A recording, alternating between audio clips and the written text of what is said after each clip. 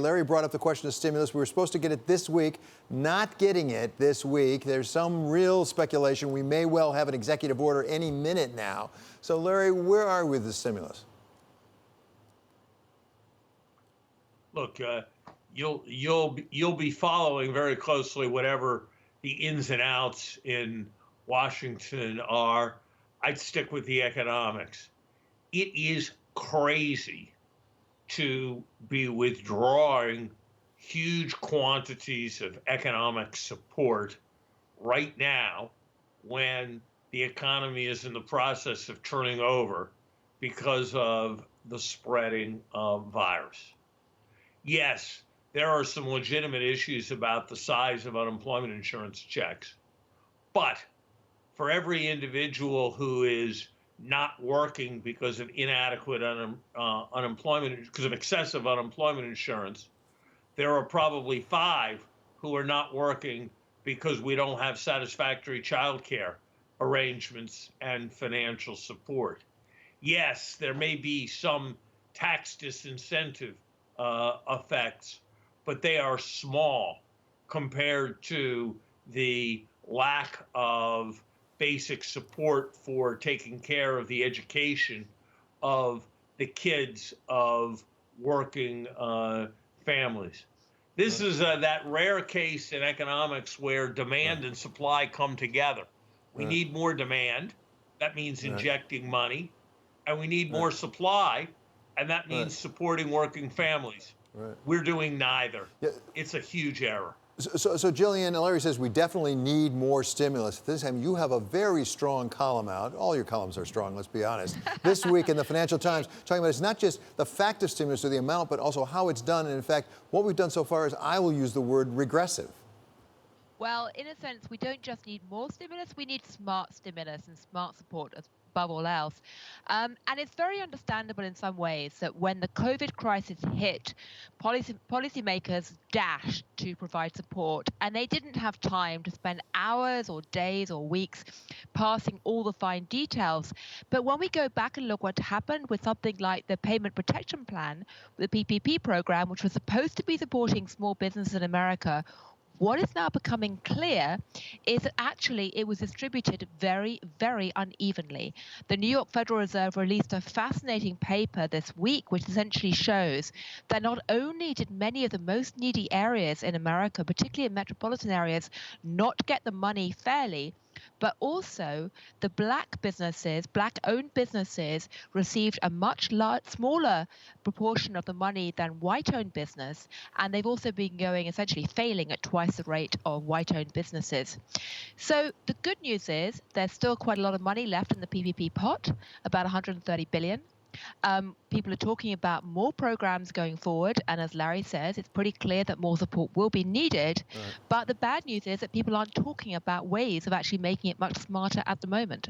So, Larry, what about it? You've been in those positions of power in the White House and near the White House. Can we walk and chew gum at the same time? Can we both stimulate the economy and correct some of the growing inequalities in the country?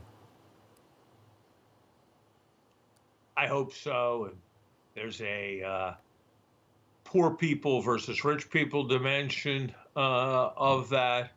There's a racial dimension of inequality.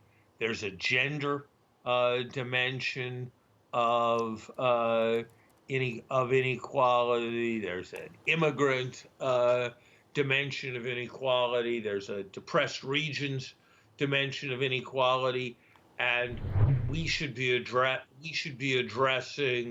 all of them.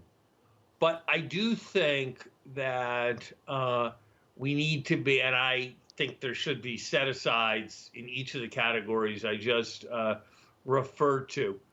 I would just caution, though, that maintaining a strong economy is ultimately the most important form of stimulus. And that when people try to design overly elaborate, extremely complicated models for targeting, what inevitably happens is that the whole thing slows down and less money moves and comes out. So I think that we do need to target better. Right. But if we don't stimulate the economy, Right. the recession's going to get worse.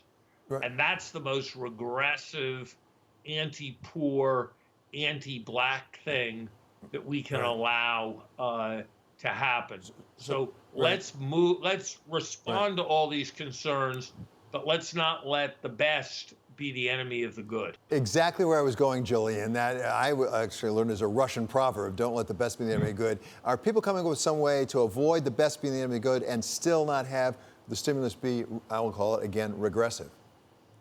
Well, one certainly hopes so. And there are very practical things that can be done. I mean, to go back to the issue about why black-owned businesses are failing at twice the rate of white-owned ones, the numbers are 42% versus 17% that have essentially stopped operating since COVID hit. Huge distinction. Something very practical you could do is say, let's put the PPP money out through fintech platforms, because black-owned businesses are far more reliant on fintech platforms because they have very weak relationships with mainstream traditional banks. So that's a very simple, practical step that could be taken, and one hopes it will be taken going forward. But perhaps a bigger issue people should also be recognizing is that the type of actions the Federal Reserve has taken have also been incredibly regressive in the sense of inflating assets, which are overwhelmingly held by the wealthier parts of the population, and essentially creating a wealth gap that's widening between the wealthy and the poor. Many people, including Larry, would say the Fed had no choice. They had to go and do this because they had to do whatever it took, to use that famous phrase, to get the economy going. But that point about the regression of assets prices rising needs to be debated and understood, if not now, then in the future, and policy tailored to actually try and do something to counteract that. But are people debating it other than in your column in the FT? Gillian, are you seeing people debating and coming up with ideas?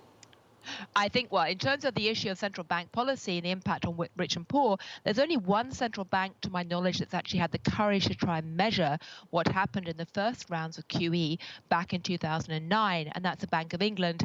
And it released a report showing that almost all the gains had gone to the wealthiest 5% of the UK economy when QE was first unleashed. Now, QE is dramatically bigger, so you have to guess that the gains are even more extreme. But no, that point has not been discussed. And I would agree with Larry. We can't sit there and try and design the perfect policy. We can't let perfect be the enemy of any kind of action. But that point needs to be recognized, because if we're going to end up purely with, say, tax cuts which are benefiting the rich going forward, that's going to be stoking up more potential social tension and political problems further down the road.